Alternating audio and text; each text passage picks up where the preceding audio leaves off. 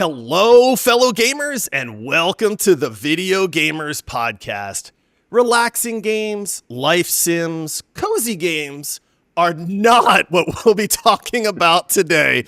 The fact that video games can span all genres and types is incredible, but what about those games that give you anxiety or mess with your mind? The suspense a game can build is second to none, and today we'll be talking about a game that is so creepy looking, it has us going, who the heck came up with this? But first, some introductions are in order. I am your host, Josh, and joining me, he's been our little nightmare about how much he's been talking about this game, and if he gets any more excited about this episode, we may need to put him in a cage. It's John. Oh my gosh, guys, I am so excited. You could have just put me in a room by myself in a little 4x4 room and I would be able to talk about this endlessly. I'm so stoked for this. John did say he could do this episode all by himself. And I would listen to me too. Yeah. And joining us, because I learned long ago, you never upset someone that can come up with ideas this dark and crazy. It's the amazing, the smart, the talented, the handsome and kind, totally awesome and nice person, the narrative director for Reanimal. It's Merv. I thought you were introducing someone else then. Like that me. That was quite formidable defensive posturing there, Josh. Yeah, hey. Like, please don't invade my brain. Exactly. Yeah. Hey, my mom taught me long ago, you be nice to everybody. Especially the nightmare creators, yeah. Right? Merv, how you doing today, man? I'm doing okay considering I haven't slept in the last 4 nights. But yeah, I'm going to try and string some sentences together and keep it going. What's keeping you up, dude?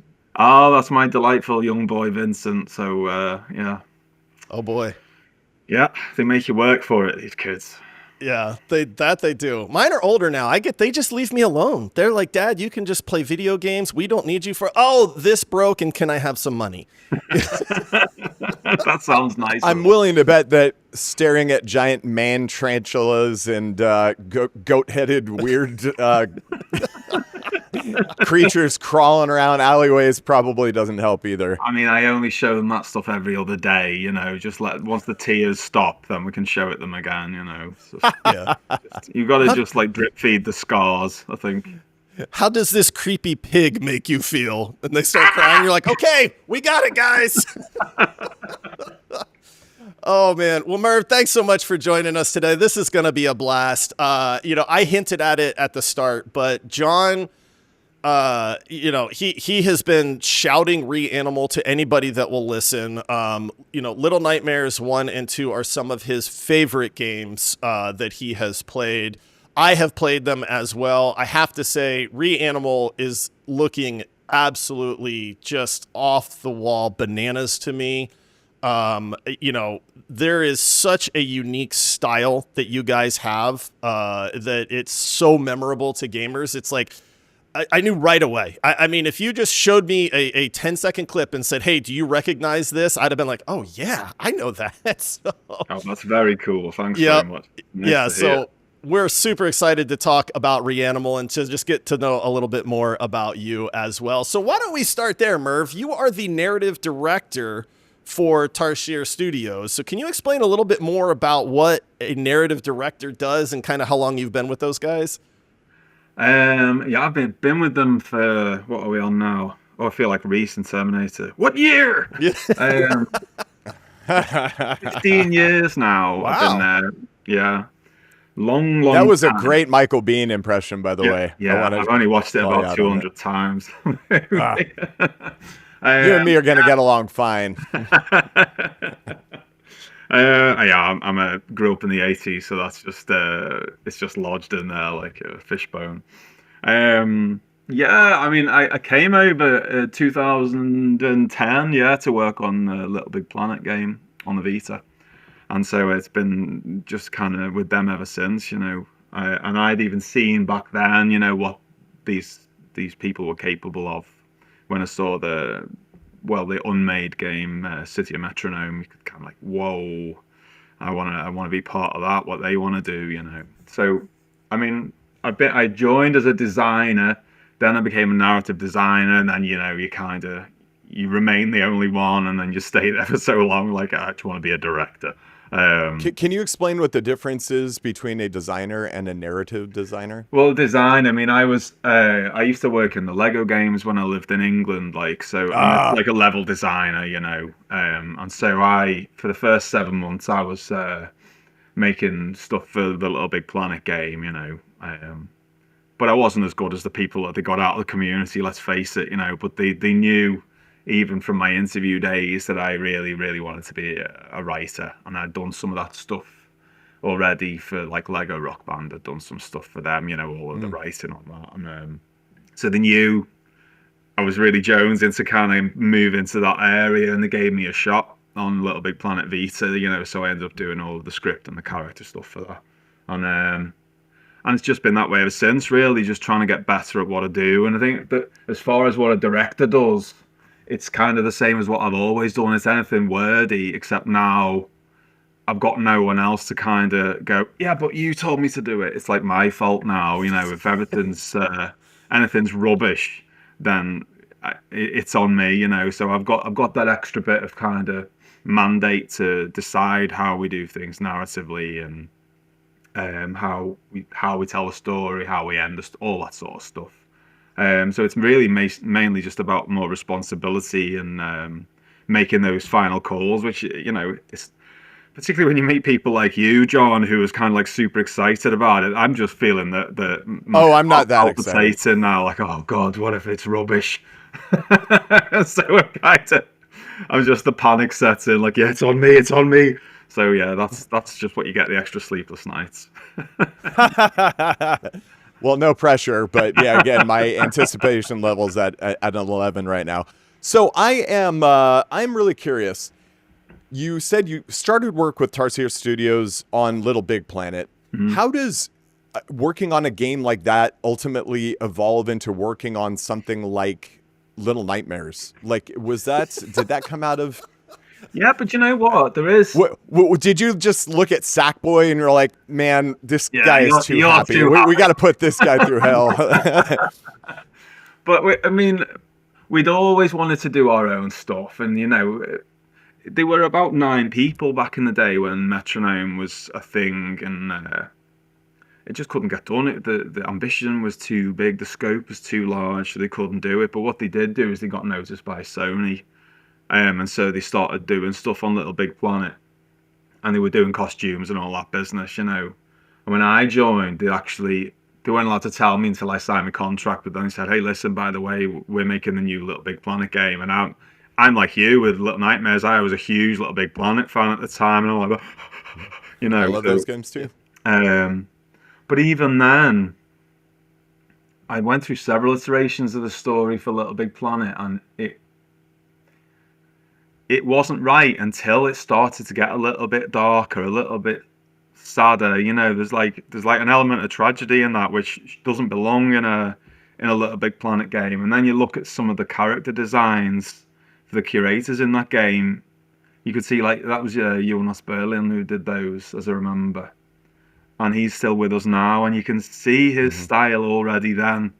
And it was, you could feel the studio almost kind of, you know, wriggling around, trying to push themselves out there, not in a way that kind of was disrespectful to the idiom of Little Big Planet, but still it was like they've got something in them that needs to come out in a more concentrated form, you know, something. And when we ended up moving away from Little Big Planet, we didn't even think how much we should have been panicking at that time, you know. We just parted ways very amicably. So you just channeled all that panic into Little Nightmares. Still very, very. I mean, I've been doing this since 2001, so I should have been a little bit more battle scarred. But I was just like, that'll be fine. We'll make our own IP. Come on, let's just do it. How hard can it be, you know? And so we weren't worrying about like what people would think or anything. We just kept applying for money, and then we started getting it. And it was like, oh, we're gonna have to make a game now, you know. It was like, you know, we got some money from Creative Europe, we got some money from Nordic Game, and they were like, well, what we need for you to get this money is like a design document. And we're like, well, we just got an idea at the moment. It's about a kid and in a bad place, you know, and now we had to figure out what that meant. And so we were just brain poor. Everything was coming out of us, you know, like, oh, what are these sketches are cool, this camera's cool. And I'm like, oh, what can it be about, you know, and all this. And then suddenly things started to coalesce. And so it was always there, even in those days. And but the thing that was cool that we got from Little Big Planet was that physicality that really had a profound influence on the way Little Nightmares played. Is that, you know, the interactivity, tactility. Tactile was the watchword throughout the germination of that first game, and how everything felt very physical. It was really important, you know.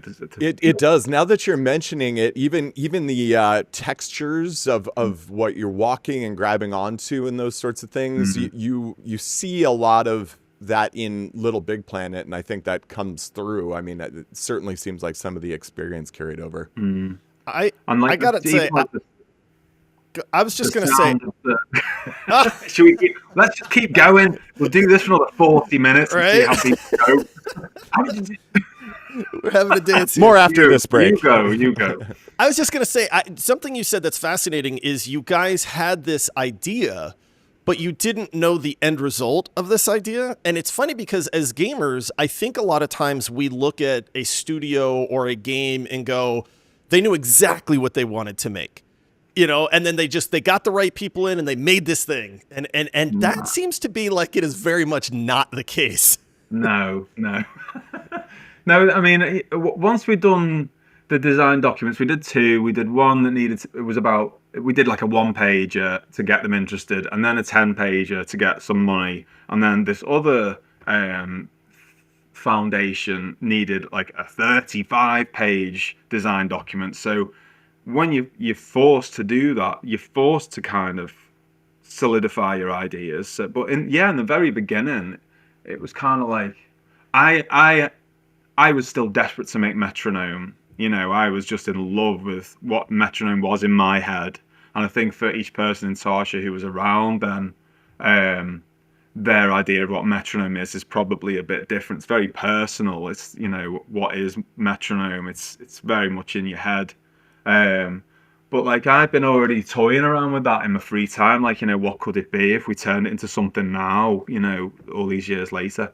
So I had some ideas already, and that's where the name Six had come in, because I had created these characters and I was like, oh, I love this, that's a nice name, you know, because it was so androgynous, it was so mysterious and all this. And so that just, I think it was a boy in the beginning, and then it was like, it became a girl, and then it became kind of irrelevant whether it was a boy or a girl, because it was more interesting that she was Raincoat and who is this person, you know. So it was all the way back then. So when these things need to be done, I'm like, I've got this stuff that I've been working on, that could be quite nice, but where can it take place? Well, we've got this sketch of something which looks like a big kind of maggot that walks the sea. What do you think about that? All right, yeah, you know, and it is literally that. And so we didn't have a big plan, but what we always have is ideas. And it might be an idea that we'd had ages ago. Hang on, that might be nice here, you know, and we just bring it in. And it's just, I like working that way. It's nice not having it's stressful. Yeah, it's not stressful. It sounds really organic. We were just talking to another studio very recently called Milky Tea Studios, and they were talking about their evolutionary process of how their current game Grit and Valor 1949 came about. And it was originally supposed to be just kind of a small scale real-time strategy type game that was World War II based. And they were like, you know, this just isn't working for whatever reason. And through chats and just natural evolution of discussion, they added mechs to it, and boom, now they've got this diesel punk game that's really cool that came out of it. And so it sounds like you guys had a similar evolutionary process where you had this like core draw and experience, and you probably just added elements to it until you had this more crystalline sort of concept of Little Nightmares come out of it. Yeah, like Dennis, the guy I work with, he put the word on it perfectly. We're just quite chaotic in that way, you know, and it's like you just have to embrace it in the end and just go, yeah, that's the way we make stuff. We kind of feel it out, you know. You play a segment and then you go, it's missing something. What do we need, you know? And it's like that. You're kind of tasting the soup all the time instead of going, no, this is it. Which is how we used to work on the Lego games. It was all pre-approved, and we would make it to spec. So you know, you have to really kind of beg to kind of change things when they've been pre-approved. Whereas here, it's like you just keep tasting it. A little more freedom. Don't know. Sometimes it's too much, and sometimes it's not enough, and you just have to wait until you get the right balance. So I want to talk about that a bit. So and apologies for the people in our Discord community, because I talk about your games all the time. Little Nightmares 1 and 2, and especially 2, are some of my favorite games of all time. Little Nightmares 2 is in my top 3.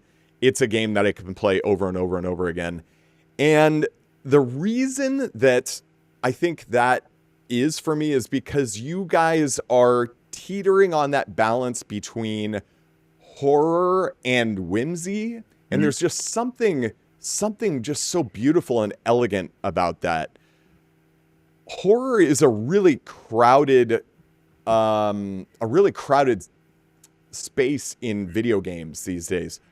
What do you think you guys did in your approach that allowed you to have sort of a unique voice in this space where you're kind of balancing fear with wonder? That's a good question. Did you guys have any like specific? That's not what we're doing now. I think back. Ooh, I can't wait to hear more about that. A big influence on those games was like the Ghibli style, and very specifically Spirited Away. It's the best one. And you kind of see that balance there as well, with, you know, between this kind of horrifying imagery and this very kind of charming, hopeful, whimsical, like you say, aspect, you know. And it's that balance that kids bring when put in these very, very alien places. And it was just something that worked for that world we were creating. It's not something we slavishly stick to. It's always at the needs of the game dictate. And the way we felt with Little Nightmares was, I think one of our pillars was, it's a child's perspective. Always think about it in terms of a child's perspective, and very much in terms of like rememberings, if you like, you know. Like, I remember the best way I could describe it was like, if a kid wakes up from a dream or a nightmare and you say, what was it about? Everything's writ large, everything's more exaggerated. Or even if, you know, they've been to the doctors in real life and you come back, it's like, yeah, but he had like really big hands, because that's how they felt. They felt like these hands were so big. And so that felt really kind of pivotal towards us to like, let's reflect that in the world. That this is how kids feel in a world that wasn't made for them, you know. And I think that's where that balance comes from in those games.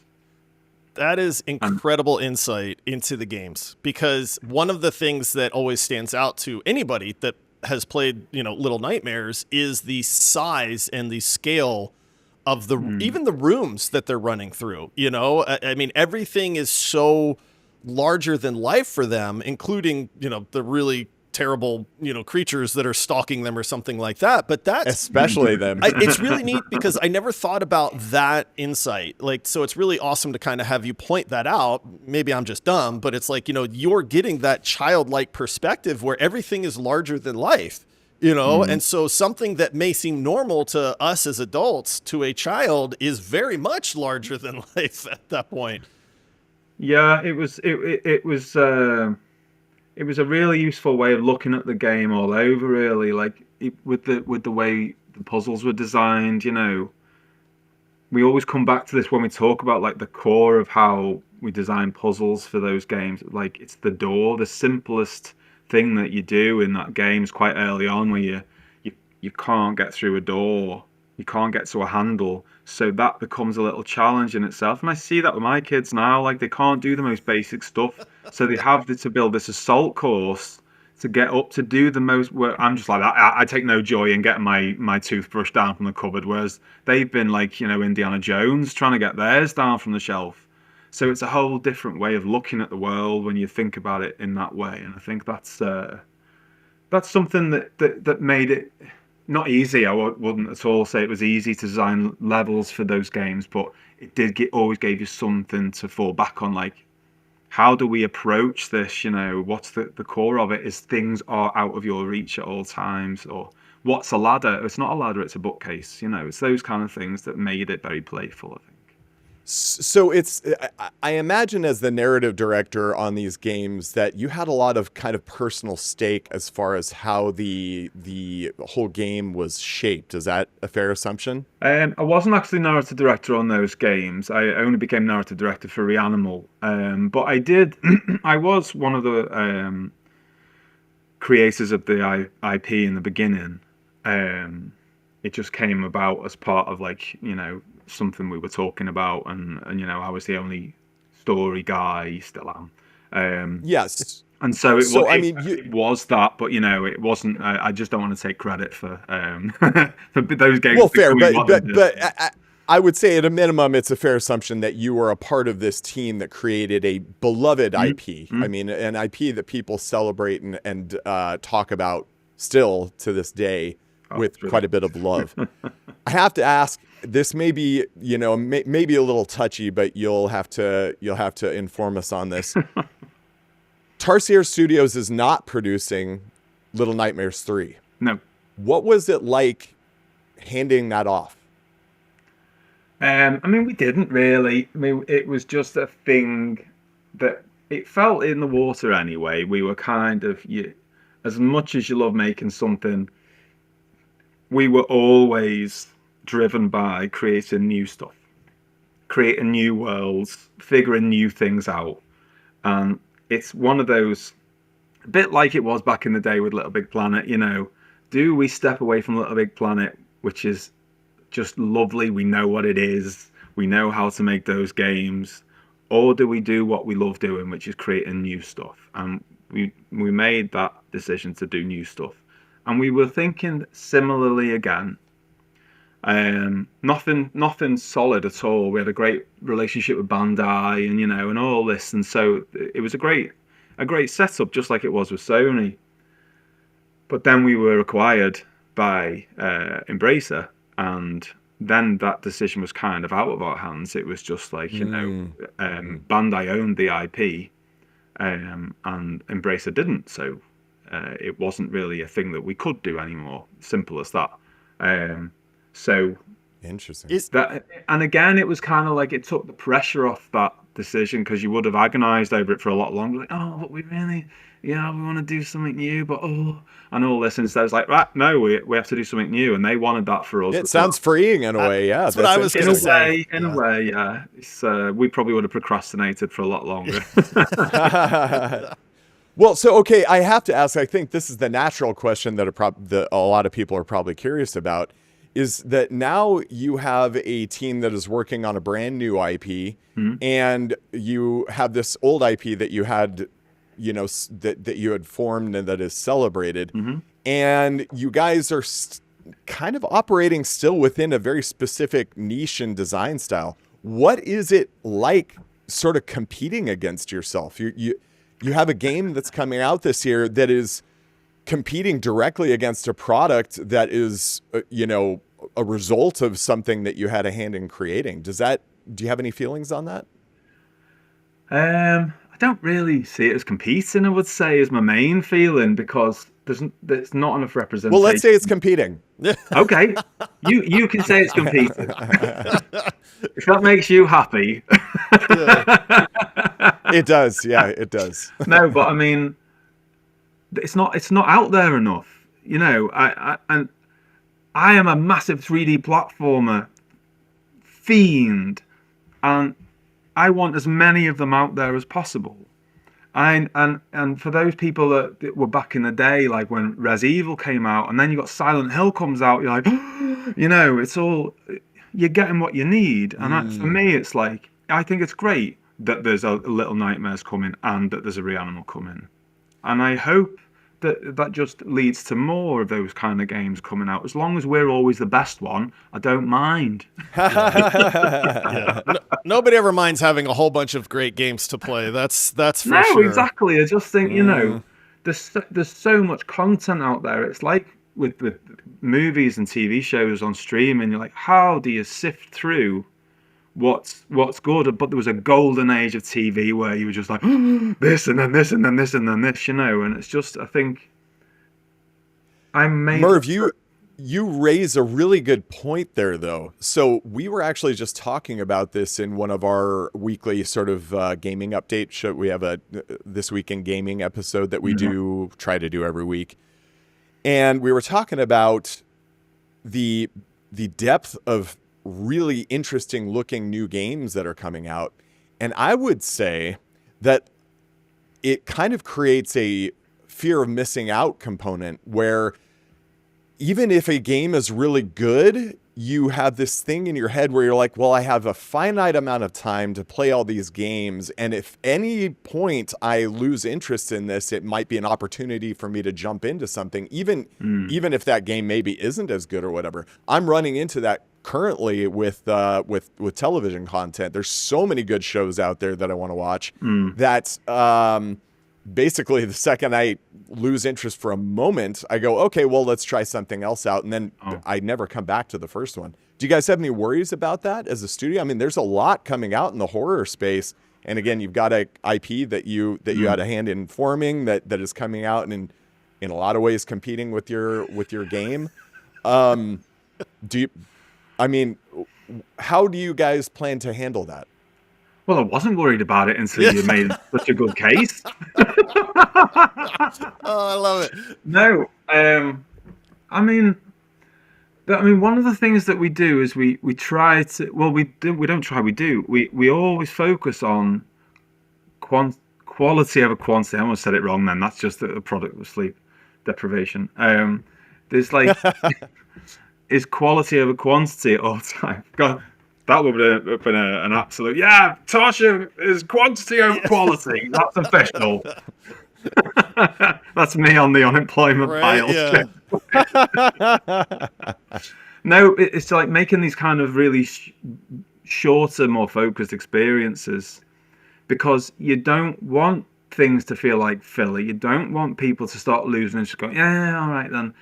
And they're like some of my favorite experiences as well. Like I played this for a few days. I loved it for those few days and it did what it did and it's done. But when I look at a game and it's sort of like, between 80 and 100 hours, I'm like, oh, really? Yes. It's like when you look at even one new TV show, the first season's 24 episodes. Like, I don't know, man. I don't know if you've got that good a story that you've got 24 episodes worth. That is something that we face. I mean, especially as, older gamers, gaming dads, people with families and stuff like that. Like, as much as I love an epic, 60-hour game, you're 100% right that if I look at a game and I go, man, this is an 80-hour game and it might be great, but I just don't have the time to put into that. That can actually be off-putting to people now, And so, it is for me. Yeah. So these finer crafted experiences where a game is, 10 to 15 hours, we've actually started saying that's kind of the sweet spot. And I think that we're seeing that in the industry where, even large, these AAA studios and things like that are kind of pulling back a little bit and saying like, hey, people don't want to have to commit 60 hours to this game. No. It's like, you know what? I love a 90-minute movie. That's like putting my slippers on. Yeah. When I watch a 90-minute movie, I'm like, go on. Yeah. You read my mind. I was literally just going to say that. I was like, give me a 90-minute movie over a 3-hour movie. Give me a 3-hour movie over a miniseries. Give me a miniseries over a big, long series. I feel like the longer these things go, most of the time, the further off the rails they go and produce a disappointing result. Yeah, totally. Game of Thrones looking at you. So Merv, you touched on something that I cannot wait to talk about, which is that Reanimal, you kind of teased this, is leaning more into the horror aspect and kind of branching out. And I want to talk about that a little bit more, but we have to take a short break and we'll be right back. All right, we are back. Merv, you teased this so well. So let's dig into Reanimal a little bit more, because you guys have the experience, you have the history, you have crafted these games with Little Nightmares 1 and 2 that have sort of, given you the training and the expertise. You're like a ninja that's just been honing their skills, their entire lives, where it's like, we're ready for this. This is going to be our masterpiece kind of thing. And, we kind of mentioned that, hey, it's kind of freeing to not be within the bounds of a prior series. Like, once you kind of do a game and a sequel, you're kind of in this lane, so to speak. Mm. And when you start a new IP like Reanimal, you kind of go, we can do whatever the heck we want. So is the thinking like, let's just see where we can go with this thing, man. Like, let's make this dark, let's make this way more into the horror aspect, or let's go even creepier. Because I'll be honest, in these trailers, creepy, I mean, it feels way creepier than Little Nightmares ever did. And that's saying something, man. So is that like the angle? Is this something you guys are kind of pushing the boundaries on? Yeah, in this case, yes. It's not like I love hearing that. we just keep going that way. It's always, you're always at the will of the game. And that sounds quite hippie, but like it was once we'd A little bit. hit on, yeah, sorry. I don't feel good having said that, but you're like, once you've settled on like a world that you're interested in, and a theme that you're interested in, and the kind of story you want to tell, then you start getting a feeling for like what feels right and what feels wrong. And the stuff that started to feel right was that this is a bit grittier. It should be a little bit more hard-edged. And I've probably said the word violence more than anyone healthy ever should, But that's been from the very beginning, even when I'm like kind of looking at, even the way things were illustrated, like I think if it was felt a bit more violent, I think it would feel a bit more fitting. And so that follows with the atmosphere of the game as well. Is like, hope really has to earn its place, I think, here, or it would feel weird. It would feel like, I don't know if Ghibli belongs here as much, Maybe it's a bit more Grave of the Fireflies. But even that is kind of, there's a lot of beauty there that isn't here. But you know what I mean? There's other influences at play there. It's still made by us. It's still, we've still got a lot of people from the early days here. But yeah, we just kind of had a feeling that this game needs, if we did it one way, that wouldn't be how to execute the story to the best of its ability. Almost like an evolution versus like a pullback in a sense. Like, let's evolve this into this direction versus like pulling back and maybe trying to make it a little bit more timid, so to speak. Yeah, I mean, we were probably guilty of the other way, that we were worrying that like, this is feeling like we're treading old ground here, And it was kind of making us lose sight of how to judge things correctly. We should have been judging it like what belongs in the game, because we illustrate things a certain way. That's the way it is. But the way, like the stuff that we bring to the way we illustrate still needs to evolve to suit the game that you're making. But we were still kind of like, does it feel a bit too much like this sort of? And then we had to check ourselves a little bit, saying like, forget about that. Forget judging it against our past games. We need to judge it against, does it belong in this game? And not worry about whether we're emulating ourselves, which is a very strange thing to accuse ourselves of, if you know what I mean. Well, I don't think so at all. I think that being honest about what your talents and your passion are is an integral part of creating any piece of art. And honestly, it's an integral part of creating any sort of successful business. Yeah. Not to belabor the audience a bit too much, but there's an author out there named Jim Collins who describes something called the hedgehog concept, which is like the basic formula to making a successful business. Has to be something that you can be the best in the world at, that drives your economic engine, and that you're passionate about. And in the middle of those intersecting circles is what you should be doing. And so for you guys, it sounds like you kind of realize that we don't need to be different for the sake of being different. We are really good and really passionate about something, and we've proven that we can be successful at it. Let's figure out a way to preserve that core and stimulate progress and create a new wonderful IP out of it. I think you phrased it better than I can. Read a lot of business books. Merv, so for the audience here, pitch Reanimal to us. What's the elevator pitch for this? Reanimal is about a group of 5 friends, orphans, and you play as 2 of them.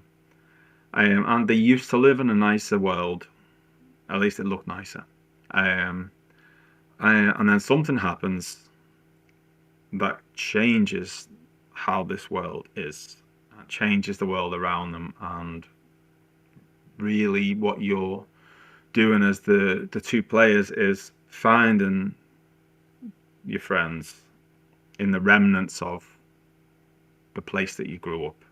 And trying it as much as possible to get a sense of what it is that has happened and where you might be headed.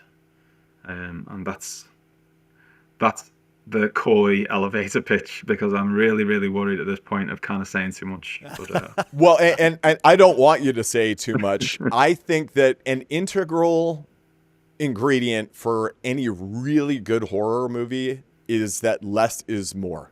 I think that the less that you know going into anything horror related is probably for the best for your experience. And it's something that, you know, the storytelling in your previous games did exceptionally well, where you are kind of like, if nothing is like completely shoved down your throat, there's no heavy exposition. You're learning through little nuances what the story is at any given point in time. So I love and appreciate what you've done to set the stage here. There are 2 things that really stood out to me from the content that we've seen so far. Is number 1, the scale that you've been able to create and emphasize with shadows and darkness and contrast. That really stands out to me. And it was something that you did well with Little Nightmares 1 and 2, but it feels like an altogether different animal in this game. Nice. What did you guys? What did you guys do to achieve that?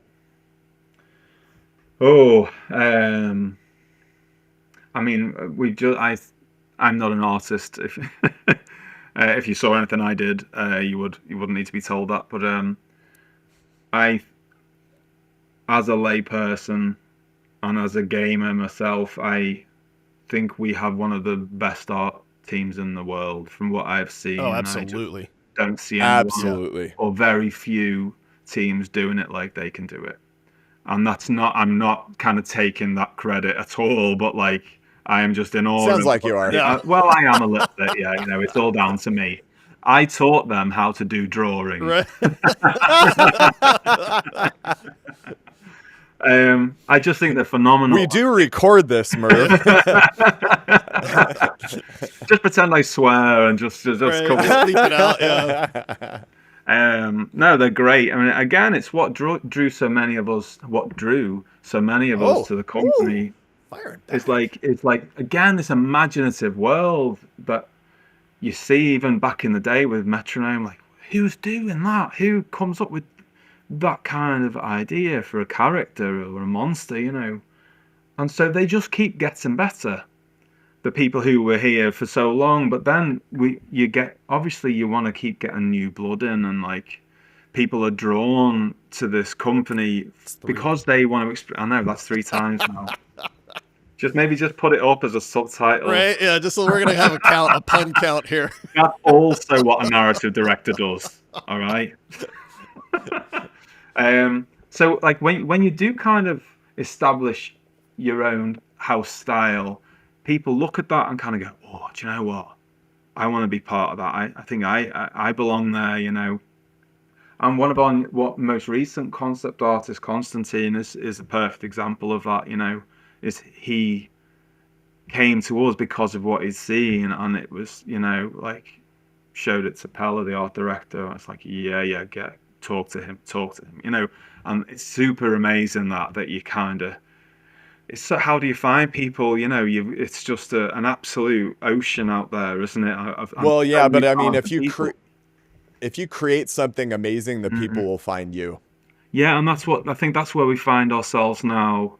Is that we've got a bit of a bigger megaphone, at least. We're nowhere in the grand scheme of things. You know, there's so many bigger companies still, but when you can, Oh like, man. you know, stand up and like be heard at all, I think then people can hear you a bit. So yeah. Yeah, I personally think that scale does not necessarily reflect quality. Again, I am and will always be a big Marvel fan, Mhm. you know, for the rest of my life. But that's a shining example there. The It's last true. several movies, despite this big monolithic company that supports Mhm. them, have been not so great. No. So one other thing that I wanted to point out that I think everybody is really excited for is the co-op element Yes. to this game. Yep. So we talked about this recently in another episode where I used to really enjoy playing the old fixed camera Resident Evil games with like a group of people. So you're kind of experiencing the shock and the Yeah. surprises together, almost like a long form movie. It was like kind of a group experience, and experiencing something like this through co-op just seems like such a great decision for you guys. But I feel like there's a lot of challenges because the direction of this type of game, especially when I'm thinking about, you know, Little Nightmares 1 and 2, the general sort of presentation of it feels like a very personal experience. How did you guys go about working the mechanics, the co-op mechanics into a game like this? Oh, there's a lot to unpick in that. I'll probably forget a lot of what you said. 1 minute. Yeah. Go. No, but it was something we wrestled with. But it's interesting you say that about Res Evil, because I was the same. That's how I experienced those games, mainly out of necessity because I was just too scared to play them alone. But there's something about that that really resonated with us when we were thinking about whether to go co-op this time. You know, because we knew people were wanting it from our stuff, or you know, people were doing it anyway. They were just sitting there playing it together and communicating. Oh no, no, don't, you know. And there's something really kind of this kind of shared enjoyment through what we've done. And we started thinking about it, like, you know, how would that affect the kind of worlds we like to create, and like you say yourself, these personal experiences. Would it kind of, the people who like to just mess about, you know, would they spoil anything? There's so much that you kind of, there's a risk to the atmosphere in that way, but then at the same time, maybe that's a challenge in itself, where you kind of you you need to create experiences where people aren't thinking about doing that, really. You know, you're more concerned with like just getting through it and, like, you know, soaking up the atmosphere. It just felt like the way to go. We thought of it very much in terms of movies, like watching horror movies together, particularly at the cinema. That kind of cathartic experience when a scare comes and everyone, first of all, they jump and then you Yeah. hear the laughter when everyone's just trying to calm down and get their ego back in check, you know, Yeah. all of that stuff. And that felt a nice balance, because we knew we weren't going to be we were going to be losing a lot of the whimsy from the past, but we still like that balance. And I think this kind of addressed that balance then, where it was, you were sharing the horror, you were sharing this experience a bit more. So it became about it informed the story about being scared together and like going through something together as a group of friends, but then also in terms of the player's experience as well, being scared together. And, you know, how do those two jive? It's a different feeling, isn't it, when your players playing together as these characters who are obviously having a worse time. Yeah. But all of it just felt really interesting to us. In terms of the camera, though, that was the final piece of the puzzle for presenting this in the way that we want. Right, because one of the things I noticed is that this never goes split screen at all. You're sharing a screen at any given point in time. No, we talked about that very, very early on, and we kicked it to death very early on as well. I think we maybe even did a test. We tried it, and it was just sort of like, no, that's not the point. We're not going through this together anymore. Even though it presented more opportunities probably for fun gameplay. You know, I'll go this way and you go that way. The minute you split apart, it's not the same experience anymore. So we felt like we needed to nail that camera, and so we had someone do a test for this shared directed camera, which would, you know, it could pull out when we needed to, pull in when we needed it to. It could go wherever we wanted it to serve the scene that we were creating, while always keeping the players on screen at all times. And when we got that test back, we were like, we've got it. That's it now. That's the game. And so that was like a real pivotal moment. The gameplay itself, you know, you've got to be really careful in terms of like co-op gameplay when you're creating horror. It's not because we played in the early days. It Takes Two came out, you know. Yep. And we all played that, you know. We're big fans of Joseph Fares stuff in Sweden, and excellent. And it was great, but it would have been almost the antithesis of what we're doing, because that's so much fun doesn't belong in this kind of exactly. It would pull you out of the experience. Yeah. These games rely on being intimate, almost speechless experiences where you're absorbing all of it and taking it all in. So it becomes about just, you know, going through this together. There are obviously things that you have to do, you know, to progress forwards, you know, co-op stuff. But it's not this kind of novelty, you know, I've got a bow, you've got an arrow, you know, I've got this, you've got that. Because again, it becomes very gamey, and I love those kind of games. But for this, it was more about like, right, we're in a boat, I'll steer it, you look at what's coming, you know, look out for the danger with the light. It's kind of more about that kind of cooperating to just stay alive, really. So that was kind of where we focused in on.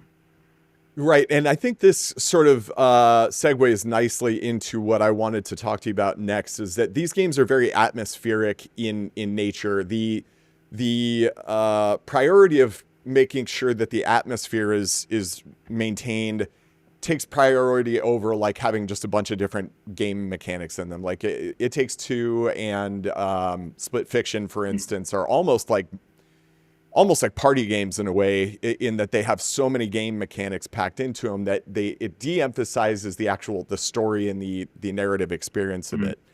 One thing that I was surprised to hear when we talked to Tobias Lilia recently was how late the sound design, I guess, comes into, or at least from his experience, came into the gaming process.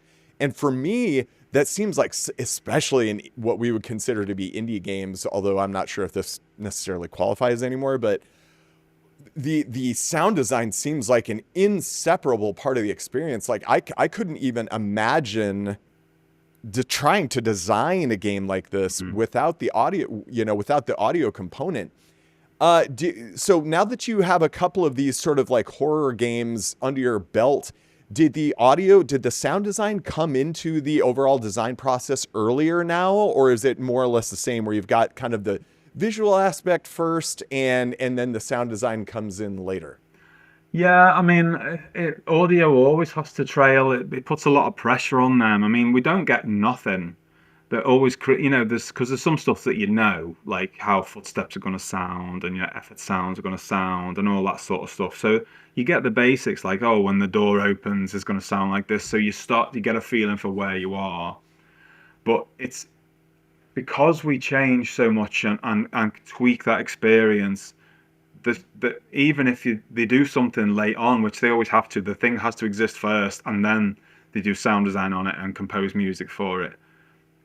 They will do that, but it's probably an insufferable part of a composer and the sound designer's job, where you're like, hey, we made these changes, by the way, because the game wasn't playing well enough or people weren't scared enough. Here you go. So now you got to change everything.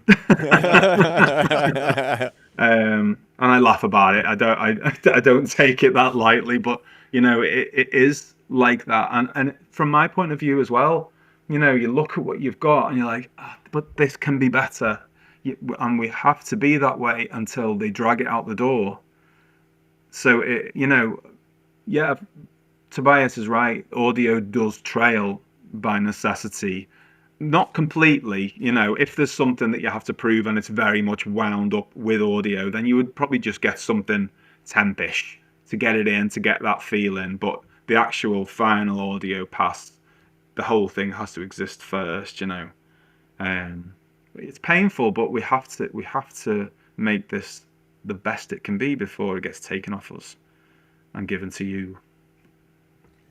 Well, Dave, we're running a little short on time, and I just want to say, man, I am so excited for this. Everything I've seen, everything I've heard, everything I've played in the past, I have just such high hopes for this with a certainty that you'll deliver. I know there's probably a lot of pre-release anxiety for you guys.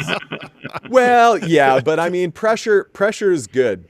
Diamonds are created under pressure, and I think you've got a diamond getting ready to release here. Let's hope so. But before we go, since we've kind of been in this spooky mode of thinking for a bit, we want to just ask a couple of rapid fire questions to kind of lighten the mood before we take off here. Nice. So, what is your favorite horror movie of all time? Firewalk with Me. Twin Peaks, Firewalk with Me. Oh, okay. Yeah.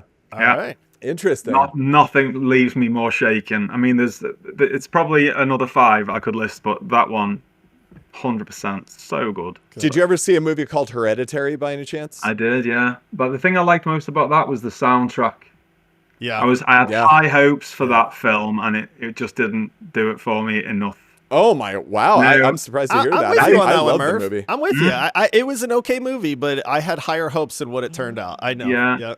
Yeah. Midsummer, I You think guys was are better. breaking my heart right now. The opening 20 minutes of Midsummer was fantastic. Oh, and yes. even that, was like, Yes. all right, Yeah, I would agree with that. Midsummer didn't quite. Hereditary, I really love. Midsummer didn't quite deliver, but so I think we can all agree on that. If you were in a zombie apocalypse, what would be your weapon of choice, sir? Reese's shotgun. Ooh. I've got Reese on the brain now. Reese's shotgun under that overcoat. From Terminator? The coolest thing. I did that so much when I was a kid. Just going around with a coat on and my toy shotgun under it. We all did, I'm sure. Josh, same question to you, actually. What would be your weapon of choice? Katana. Oh, you had that in the trunk, didn't you? I just katana to me is one of the coolest weapons, man. And I don't have to worry about running out of ammo, because that's the thing. You get a zombie horde coming after you. You got a shotgun. What are you going to do when you run out of shotgun slugs? Reese has always got a shotgun. All right, that's fair. And if not, he can make plastique out of simple household items. That's true. That's true. You can make plastic out of a liquor store, basically. Mothballs, corn syrup. We talked very briefly about the old Resident Evil games and fixed camera games and stuff like that. What would you say is the scariest game you've ever played? Resident Evil. Silent Hill 2 is a very close second, but that first Resident Evil game, me and my friend Studsy, we used to play that every night, and it was just phenomenal. When that came out, it was like nothing I'd ever played. Fantastic. On the first PlayStation? Yeah. I agree. That felt like that was my first taste of a true evolution in gaming generations. When we went from sort of cartridges to Resident Evil, I was like, whoa, what is this? I was probably too young to experience it, if I'm being honest. Last couple of questions here. What is one horror trope that you love and one horror trope that you hate? This is going to be a knee-jerk reaction. All right. Right. Love. This is going to sound so scandalous, right? You know when someone's looking in the mirror and then they close that mirror and you know someone's going to be stood there American Werewolf in London is like the Yeah. best closing the mirror and there's someone stood there looking at you. Hi, David. Oh, gets me every time. Because you know they're going to be there. Yeah. Merv had to look behind himself before he answered this question. That's how effective it is, though. You've seen it a gajillion times, and you're still. It doesn't help that my wife makes me jump every night. She's just somewhere where I'm not expecting her to be. So like when I close the mirror, she's generally there anyway. Still gets me. What about the one you hate? I talk about. I'll tell you mine. Mine is people who go upstairs in a horror movie. Like, just don't ever go upstairs. Yeah, man, go down. Always end up like trapped. we did in Blair Witch. That went really, really well. Yeah. Oh man, what a great movie when that came out. Yeah, but no, I would say the one I hate most, I complain about the most, is if you watch things like Human Centipede, which you shouldn't. When people are faced with clearly this is a psychopath and they invite you in and they just go in, you're like, what are you doing, man? Yeah. That guy who opens the door to the girls at the start of Human Centipede is like that. Yes, I was just doing something's evil. Come in. Why don't you? What are you doing? I mean, this is like the most the most stereotypical evil guy in the world, and no. You know, that's actually something that really bothered me about The Walking Dead too. Did you watch that series at all? I did. I stopped in the end. I just So it became this thing where, like, basically any time they ran into somebody who was a survivor that was outside of the group, they would go, "Oh, please help me. We're stuck out here and we just need help." I'm like, with certainty that person is going to try and kill you at some point. Like, just walk away. But they kept helping him out. And oh man, so much about that show and ended up annoying me. Like, what was it where they stopped at this lovely place and started picking strawberries? I'm like, it's a zombie apocalypse, man. We don't need this melodrama. And lo and behold, someone important got bitten and now they're dead. Like, stupidity. Yeah, that was me too. I really loved the first 2 seasons of that, and then it just fell off after that. Well, Merv, listen, we're out of time on this. We want to respect your time. We know you've got a lot going on, and we are just so thankful for you to hop on and chat with us, man. Starstruck. You're number one. You're a blast to talk to, man. Love the personality. Can tell we grew up at the same time and all that too. So it's nice to talk to some fellow OG gamers. That understand the greatness that was the 80s. Yeah. It was really, really fun to talk to both of you. Thanks very much. And likewise. If you haven't picked this up, we're very excited for Reanimal. Honestly, you guys are making something, that looks incredible. Gamers are very opinionated. We're not afraid to say what we think on something. We know that's difficult for people that are making games sometimes too, but there is a lot of excitement from our community and our listeners and people that we have seen, about Reanimal. So we know it's a lot of pressure for you, but things seem to be going very much in the right direction if that allows you to sleep at all. I need to sleep, that's for sure. Yeah. No, we'll do our best to give you what you crave. We know you are, and there's a comfort there. There's an excitement there as well for us. So thank you so much for joining us, Merv. We cannot wait to see what you guys create for us and how you can just creep us out.